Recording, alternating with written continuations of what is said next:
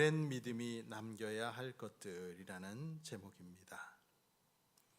환갑의 나이가 된 티모시라는 이름의 남성은 혼자서 세 딸을 키웠고 늘 좋은 아버지였습니다. 하지만 심장 발작이 일어난 이후에 자기의 삶을 돌아보기 시작했습니다. 그는 말하기를 딱딱하게 굳어진 건 내 동맥뿐만이 아니라는 걸 깨달았습니다. 내 마음도 굳어 있었습니다. 아마도 아내가 죽었을 때부터인 것 같아요. 나는 강해져야 했습니다. 딸들 역시 강하게 자라주기를 바랬고 그래서 애들을 아주 엄하게 대했죠. 이제 그 임무는 끝났어요. 나도 예순이 되었으니 내 삶도 곧 끝나겠지요. 더 이상은 그렇게 엄한 아버지가 되고 싶지 않아요. 난 내 딸들이 아버지가 자신들을 무척 사랑했다는 걸 알게 되기를 바랍니다. 이 얘기는 미국 타임지가 선정한 20세기 100대 사상가에 들어가 있는 이 죽음학의 권위자 엘리자베스 퀴블러 로스의 책 인생 수업에서 퀴블러 로스가 들려준 60세 되던 해 심장마비를 겪었던 세 딸의 아버지 티모시의 이야기입니다. 티모시는 병실에서 딸들에게 사랑을 고백했습니다. 딸들도 늘 아버지의 사랑을 느끼고 있었지만 아버지의 부드러워진 모습을 보고 눈물을 흘렸습니다. 아버지는 더 이상 전과 같은 아버지일 필요가 없었습니다. 이제 마음속 깊은 곳에 자기 자신일 수 있었던 것입니다. 우리의 삶이란 모양을 만들어내는 과정이라 할 수 있습니다. 어떤 모양이든 모습이든 모양을 남깁니다. 자취를 남기고 흔적을 남깁니다. 자기 자신을 어떤 틀에 넣어서 살았든지 그 결과물이 반드시 나옵니다.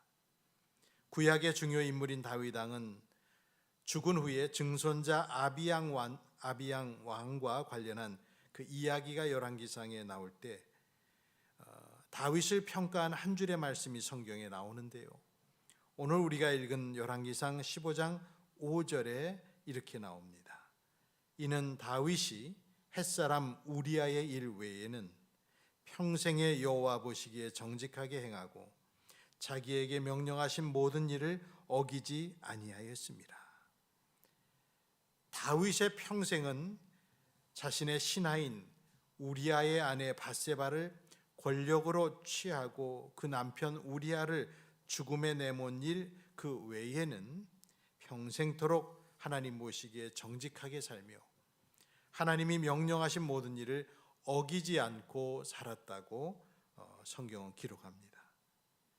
다윗 인생의 비극적인 그 범죄가 없었으면 더 좋았겠지만 그럼에도 불구하고 다윗은 눈물의 회개로서 다시 바닥으로 돌아가서 인생의 결국을 하나님과 동행하면서 살고 마쳤습니다. 성경 속 이스라엘의 많은 왕들 이름 뒤에는 보통 그 왕에 대한 평가가 따라 나옵니다. 여호와 앞에서 온전한 사람을 살았던 사람이라든지 그렇지 못했던 사람이라든지 이런 식으로 계속 반복적으로 일생에 대한 평가가 나오는데 그때 다윗은 그 모든 평가의 기준점이 되기도 했습니다.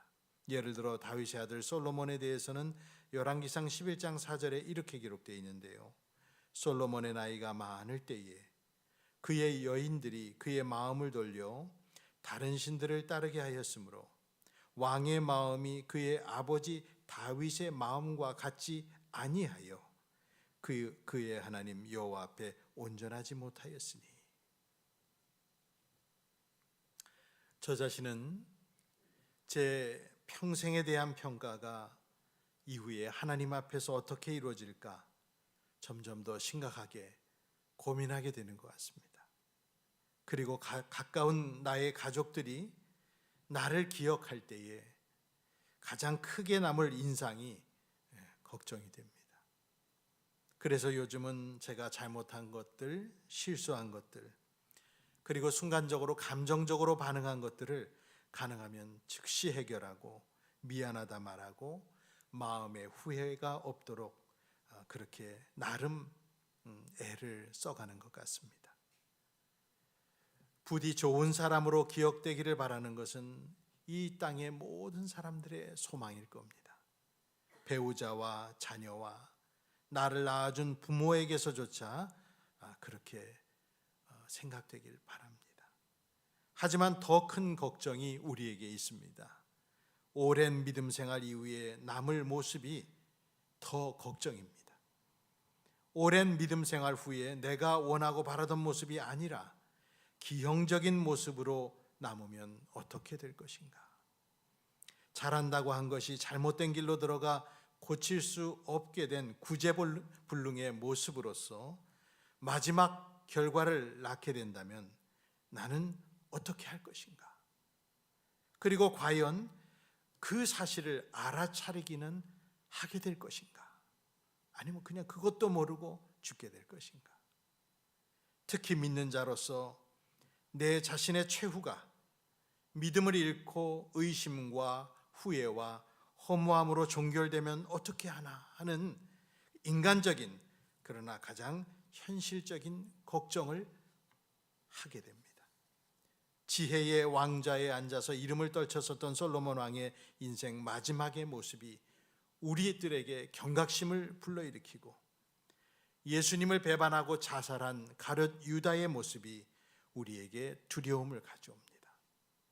성도 여러분, 지금도 우리는 우리들의 믿어온 시간이 자꾸만 쌓여가고 있습니다. 믿음의 연조가 길어지고 있습니다. 내일이 되면 오늘보다 믿은 지가 더 오래될 것이고 내년이 되면 믿음의 횟수가 또 더해질 것입니다.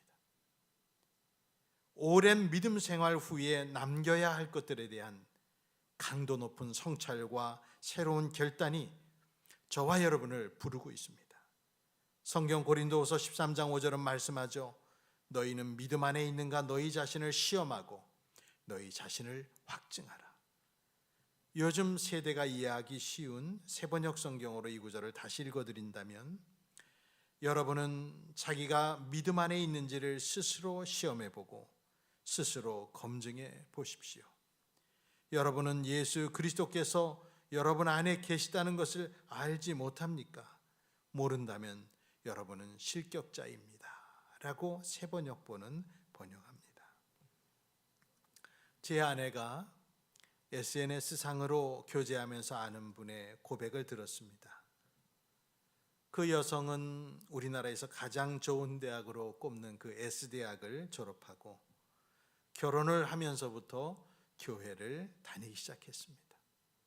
17년간 믿음 생활을 했는데 그동안 교회에서 구역장도 맡아서 하고 주일학교 교사도 하면서 교회를 나름 열심히 다녔습니다.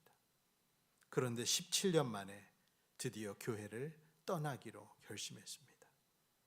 교회를 떠나면서 그녀는 자기 신앙을 말하기를 나의 신앙은 연애 결혼이 아닌 중매 결혼을 한 것과 같다라고 표현했습니다. 그리고 그동안 교회를 가는 느낌이 명절에 시집을 방문하는 느낌이었다고 고백했습니다. 저는 명절에 시집을 방문하는 느낌이었다는 표현이 매우 사실적이고 가슴에 꽂히는 묘사여서 더 마음이 아팠습니다. 저는 그 이야기를 들으면서 속으로 우리 교회에도 교회를 오는 것이 명절에 시집을 방문하는 것과 같은 분들이 있겠구나 라는 생각을 했습니다. 교회를 다니게 된 이유가 결혼을 하면서 주변의 권유나 시부모와의 약속 혹은 장인 장모님과의 약속 때문에 배우자의 가정의 분위기 때문에 혹은 가정의 평화를 위해서 등등인 분들도 적지 않습니다. 세상에 태어나면서부터 아멘 할렐루야를 외치고 바위 같은 믿음을 갖고 사는 사람은 없습니다. 믿음이 다시 한번 태어나는 거듭남, 중생의 문제라면 그 과정 안에는 반드시 수정 단계 그리고 발육 단계, 진통 후에 출산 같은 일들이 따르게 마련인데 많은 사람들은 그 과정을 통해서 자기 자신의 하나님을 만나게 되고 자기 입으로 성경의 하나님을 주님으로 받아들이고 참된 믿음을 갖게 되어 있습니다. 이것은 자연스러운 보통의 과정입니다. 요한복음 3장에 나오는 니고데모라는 유대인 고위 관원은 네가 다시 태어나야 한다라는 예수님의 그 말씀에 이해를 못했습니다. 어떻게 그럴 수 있습니까? 예수님을 한밤중에 은밀히 찾아온 니고데모와의 이 첫 만남은 그렇게 끝이 났습니다. 그러나 니고데모는 이후에 예수님을 터무니없이 비난하고 정죄하는 제사장과 당국자들 앞에 나서서 근거 없는 성급한 판단을 자제할 것을 용감하게 말했습니다. 그러자 그들로부터 너도 갈릴리에서 왔느냐는 공박의 말을 들은 것을 요한복음 7장 50절에서 알 수 있습니다. 마침내 예수님께서 십자가에서 돌아가셨을 때 12 제자들조차도 숨은 그 시간에 니고데모는 예수님의 장례를 정성껏 치러드리기 위해 몰약과 침량 섞은 것을 30kg 정도 갖고 와서 아리마떼 사람 요셉과 함께 주님의 시신을 처리합니다. 요한복음을 기록한 사도 요한은 분명한 의도를 가지고 니고데모를 추적하여 기록을 했습니다. 믿음의 과정인 것이죠. 우리가 가장 경계해야 될 것은 오랜 믿음 후에 믿음이 사라지는 것입니다. 이보다 더 큰 일이 그리스도인의 신앙의 일대기에서 있을 수는 없습니다. 사실 이 부분은 더 많은 분석과 설명이 필요한 부분입니다. 그렇게 단순하게 말하기가 어렵습니다.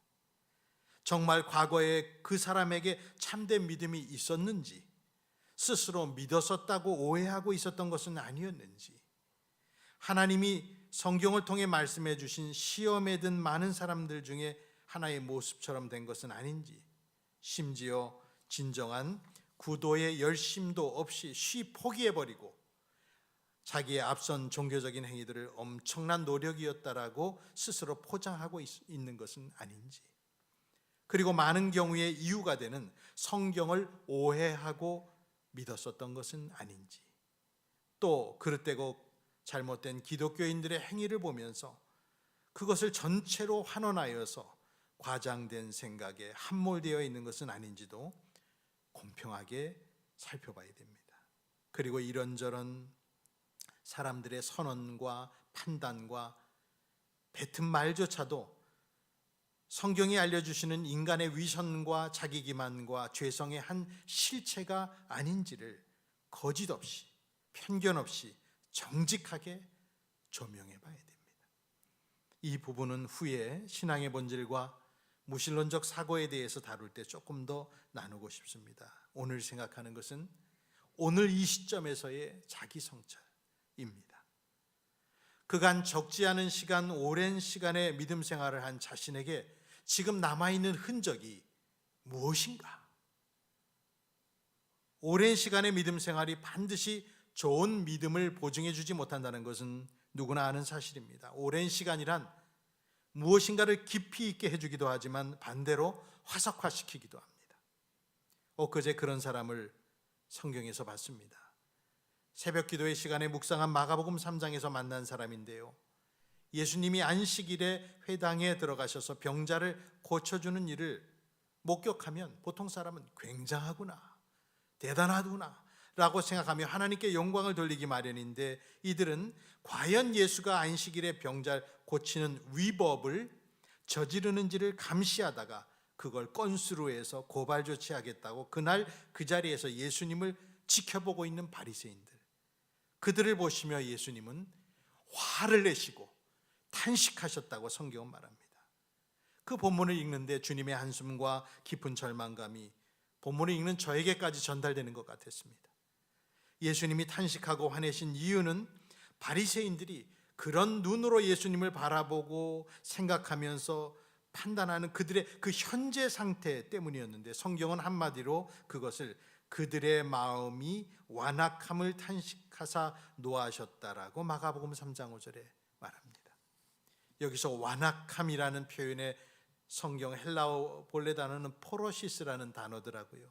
어리석음, 무감각, 굳어짐, 어둠을 뜻하는 단어인데요, 그래서 우리는 굳어진 마음이라고 할 수 있는데, 이 굳어진 마음은 믿음 생활하는 우리들에게 가장 절망적 상태입니다. 마음이 굳어지면 태도도 굳어지고 말도 굳어지고 기도도 굳어지고 얼굴조차도 굳은 표정이 되고 기쁨도 빼앗깁니다.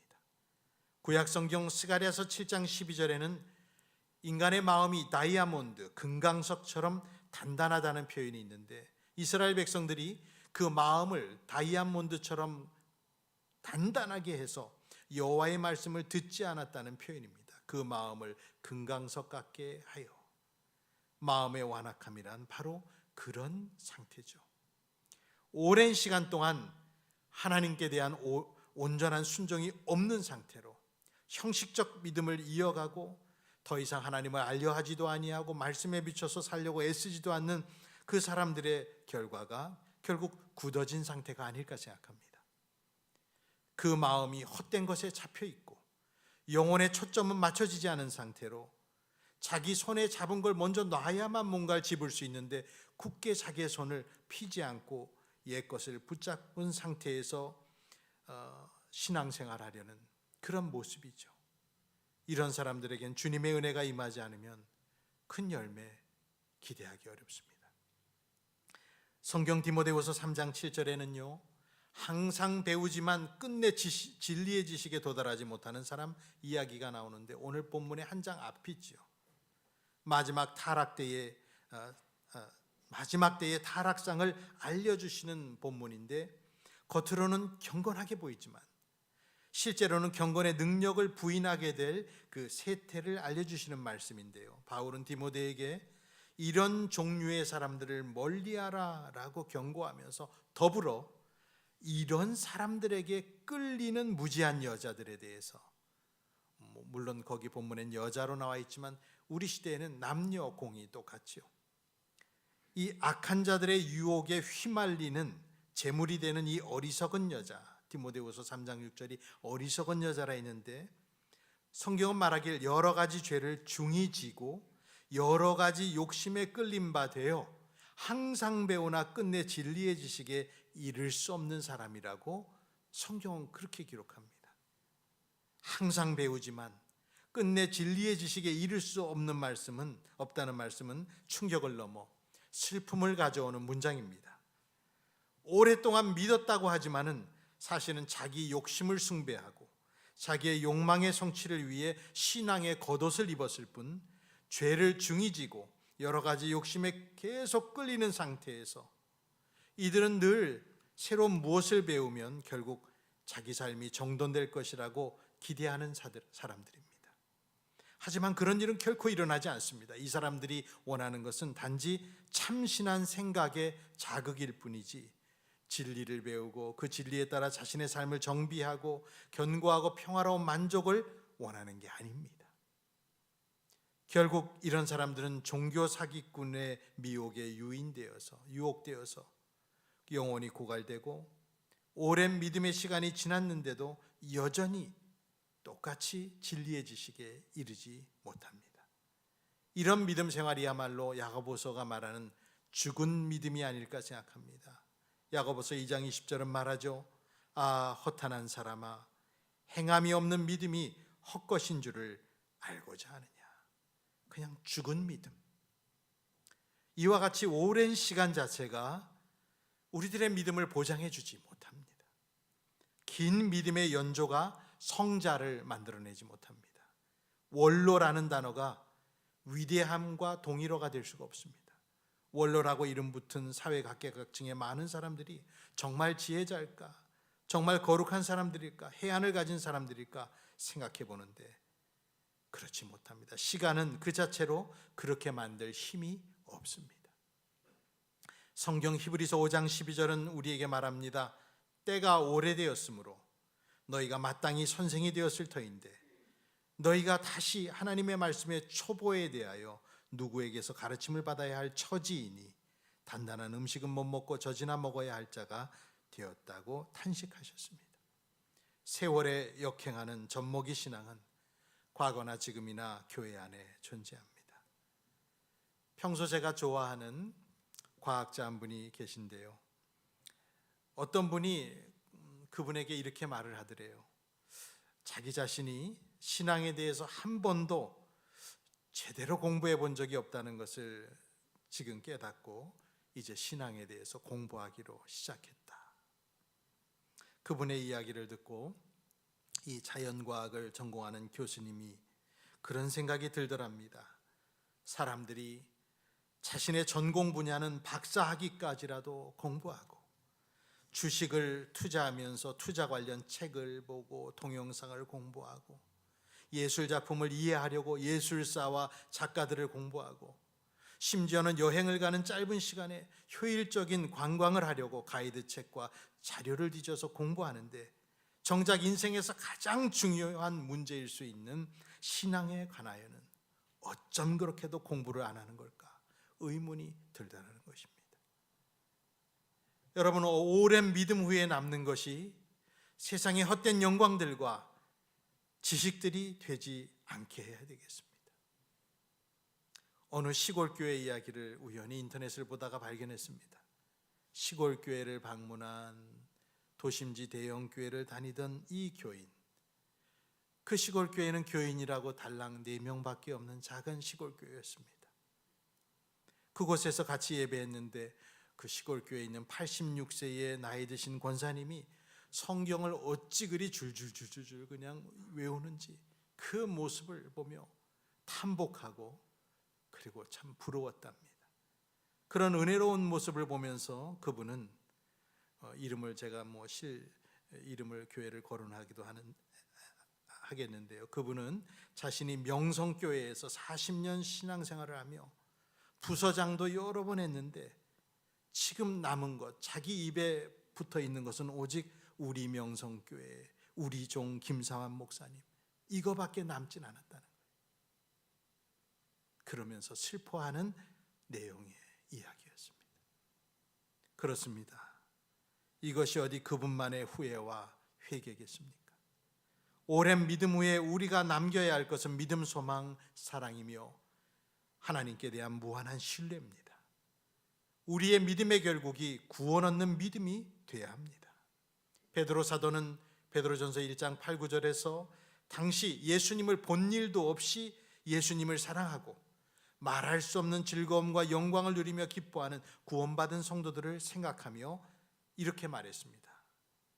예수를 너희가 보지 못하였으나 사랑하는도다. 이제도 보지 못하나 믿고 말할 수 없는 영광스러운 즐거움으로 기뻐하니 믿음의 결국 곧 영혼의 구원을 받음이라. 뿐만 아니라 바울 사도도 생애 마지막 순간에 이제 얼마 후에 로마에서 순교할 시간을 정말 많이 남겨두지 않은 생애 마지막에 자기 삶을 결산했습니다. 이 바울의 말은 우리들이 오랜 믿음 후에 남겨야 할 것이 무엇인지를 생각하게 해주는데요. 오늘 화면에 나온 디모데후서 4장 6절에서 8절 새 번역본으로 우리 같이 한번 읽어보고 싶습니다. 함께 읽습니다. 나는 이미 부어드리는 제물로 피를 흘릴 때가 되었고 세상을 떠날 때가 되었습니다. 나는 선한 싸움을 다 싸우고 달려갈 길을 마치고 믿음을 지켰습니다. 이제는 나를 위하여 의의 면류관이 마련되어 있으므로 의로운 재판장이신 주님께서 그날에 그것을 나에게 주실 것이며 나에게만이 아니라 주님께서 나타나시기를 사모하는 모든 사람에게도 주실 것입니다. 아멘. 오늘 이 설교가 우리의 오랜 믿음이 남겨야 할 것이 무엇인지를 생각하게 하는 시간이 되었기를 바랍니다. 믿음의 결국 곧 영혼의 구원을 받고 하나님의 아들을 믿는 믿음 안에서 살아가는 성도들이 다 되시기를 주의 이름으로 축복합니다. 기도하겠습니다. 우리를 사랑하시는 주님, 오랜 믿음 생활을 통해 우리가 남겨야 할 흔적이 무엇이며 어떤 모습이 되어야 할지를 생각하게 해주신 것 감사드립니다. 우리 모두 깨어서 남아있는 것을 굳건하게 하고 믿음과 소망과 사랑이 가득한 평생이 되도록 복을 내려 주옵소서. 늘 배우기는 하지만 진리의 지식에 이르지 못하는 어리석은 사람들이 되지 않기를 바랍니다. 생각하는 성도가 되기를 원합니다. 설을 맞이하여 다시 한번 믿음의 출발을 다짐하는 성도들 모두에게 주님의 은총을 부어 주시옵소서. 예수님의 이름으로 기도합니다. 아멘. 595장 찬송입니다.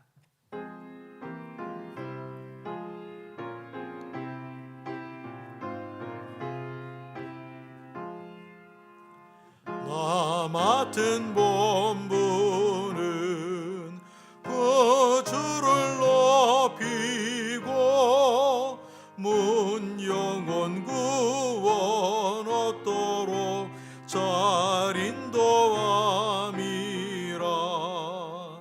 부르심 받들어 내 형제 섬기며 구주의 뜻을 따라서 내 정성 다하리.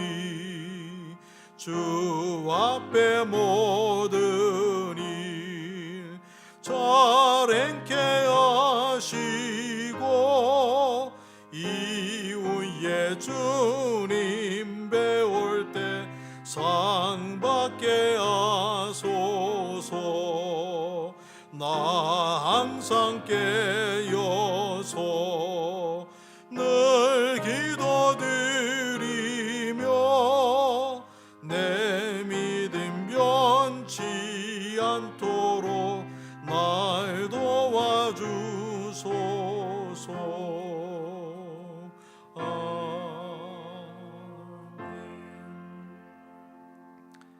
즐겁고 유익한 설이 되시기를 바랍니다. 축도하겠습니다. 이제는 구주 예수 그리스도의 은혜와 하나님 아버지의 극진하신 사랑과 성령님의 감화 감동 위로 교통하심이 오랜 믿음 후에 남겨야 할 것들이 무엇일지를 깊이 생각하며 지금 자신에게 있는 모습을 되돌아보아 하나님 앞에 부족함이 없기를 소망하고 새롭게 나아가길 바라는 이들에게, 또 아픈 이들에게, 명절을 맞아 어렵고 고통 중에 있는 모든 이들에게 영원토록 함께 있을지어다. 아멘.